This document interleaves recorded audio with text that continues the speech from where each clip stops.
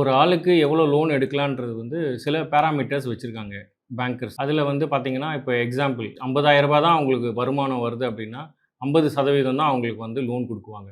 அதாவது ரூ. 25,000 வரைக்கும் அவர் இஎம்ஐ பே பண்ணலாம். மீதி ரூ. 25,000 அவருடைய வாழ்வாதாரத்துக்கு யூஸ் பண்ணுற மாதிரி இருக்கும். அவருடைய குடும்ப சூழ்நிலைகள், அவர்களுடைய வீட்டு வாடகைகள் எல்லாமே அதில தான் மேனேஜ் பண்ணணும். அதனால அந்த மாதிரி டிசைன் பண்ணியிருக்காங்க. இதே ஒரு ரூ. 75,000 சம்பளம் வாங்குறாருன்னா, அவருக்கு ஒரு 60% வரைக்கும் குடுப்பாங்க. அப்படியே ரொம்ப புஷ் பண்ணாலும் ஒரு 65% வரைக்கும் குடுப்பாங்க. இல்ல ரொம்ப 70% வரைக்கும் குடுக்கலாம். ஏன்னா ரூ. 75,000க்கு 70%ன்றது உங்களுக்கு மீதி ரூ. 25,000 இன்னைக்கு அந்த ரூ. 25,000 அவர் ஃபேமிலியை ரன் பண்ணுறதுக்கு ட்ரை பண்ணலாம். ஏன்னா அந்த லெவல் சேலரி வாங்குறவங்க அவங்களுடைய வாழ்வாதாரம் வந்து கொஞ்சம் மேம்பட்டிருக்கும். வாழ்வியல் கொஞ்சம் மேம்பட்ட மாதிரி இருக்கும். அந்த 25,000 அவங்களுக்கு பத்தாது. ஆனாலும் பேங்க் அப்ரூவ் பண்ணும். இது தவிர்த்து நீங்க அதுக்கு மேல நீங்க எக்ஸ்டெண்ட் பண்ணி போகணும், நான் இன்னும் நிறைய லோன் வாங்கணும் அப்படின்னு நீங்க ஃபீல் பண்ணீங்கன்னா, லோன் வாங்கி கொடுக்கறதுக்கு நிறைய நிறுவனங்கள் இருக்கு. லோன் கொடுக்கறதுக்கு நிறைய நிறுவனங்கள் இருக்கு. வாங்கிக்கலாம். ஆனா நீங்க பே பண்ணும்போது உங்களுக்கு வந்து உங்களுடைய ஒரு ரூ. 75,000 சம்பளத்துல நீங்க ரூ. 1,00,000 இஎம்ஐ கட்டுறீங்க அப்படின்னீங்கன்னா,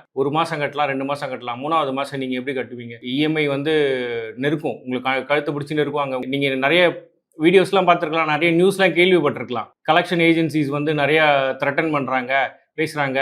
நீங்கள் ஏன் உங்களால் கட்ட முடியாத அளவுக்கு இருக்கும்போது நீங்கள் ஏன் லோன் வாங்குனீங்கன்னு சொல்லி கேட்பாங்க. அந்த நிலைமைக்கெல்லாம் நம்ம போகாமல் இருக்கணும்னா ஸ்டெடினஸ் தெரியணும். நம்மளுடைய பேயிங் கெப்பாசிட்டி என்னன்னு தெரியணும். அதை பேஸ் பண்ணி தான் நம்ம லோன் வாங்கணும். இது தெரியாமல் நம்ம வாங்கிட்டோம்னா நம்ம பின்னாடி கஷ்டப்படுவோம். அதை வந்து நீங்கள் யோசிக்கணும்.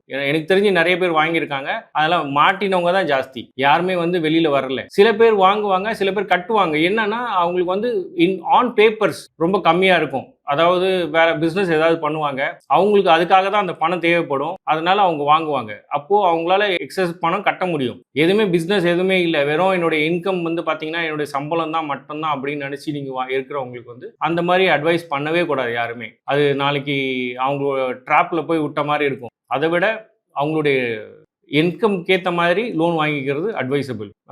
எக்ஸாம்பிள், எனக்கு தெரிஞ்சு ஒரு கிளைண்ட் வந்து அவருக்கு ரூ. 1,00,000 சம்பளம், ஆனால் அவருடைய இஎம்ஐ ரூ. 1,20,000. எப்படி மேனேஜ் பண்ணாருன்னு நானும் பார்த்தேன். 1.5 வருஷமா அப்படியே தான் பே பண்ணிட்டு இருக்காரு. திருப்பியும் லோனுக்கு வந்தாரு. சார், ஏற்கனவே ரூ. 1,20,000 நீங்க இஎம்ஐ கட்டுறீங்க, எப்படி நீங்க கட்டுவீங்க அப்படின்னா, அவர் சொல்றாரு, எனக்கு ரெண்டல் இன்கம் இருக்கு, ப்ளஸ் எனக்கு இன்னொரு பிஸ்னஸும் இருக்குது, அதுலேருந்து எனக்கு இன்கம் வருது, அதனால தான் நான் வந்து என்னால் மேனேஜ் பண்ண முடியுது அப்படின்றாரு. இது இல்லை அப்படின்னா அவளுடைய நிலைமையை யோசிச்சு பாருங்க. ஸோ அதனால் அதை வந்து நீங்கள் அவாய்ட் பண்ணணும். நீங்கள் அந்த ரொம்ப மட்டமான நிலைமைக்கு போகக்கூடாதுன்னு நீங்கள் நினச்சிங்கன்னா நீங்கள் உங்களுடைய லெவலுக்கு ஏற்ற மாதிரி லோன் வாங்குங்க. உங்களுக்கு தேவைன்னா மட்டும் லோன் வாங்குங்க.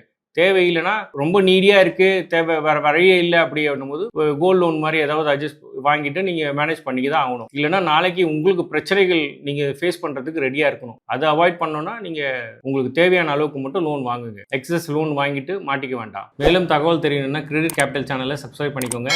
இது தவிர்த்து நேராக பேசணும் அப்படின்னு தோணுச்சுன்னா ஸ்க்ரீனில் தெரிகிற நம்பரை கால் பண்ணுங்கள். தேங்க்யூ.